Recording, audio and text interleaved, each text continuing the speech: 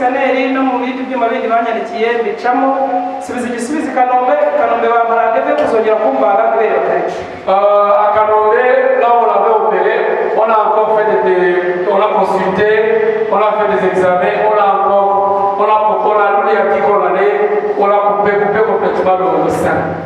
Hanyuma maze kwakira ibisubizo byo bazakibere nibwo namenye ibivuriro rya hano. Quand on m'a dit qu'on allait couper le sein, c'est là après ça, quelques jours après, j'ai appris à propos de votre entreprise. Naje hano ku itariki 8 z'ukwezi kwa karindwi hari kuwa mbere nibwo natangiriye hano. Je suis venu ici le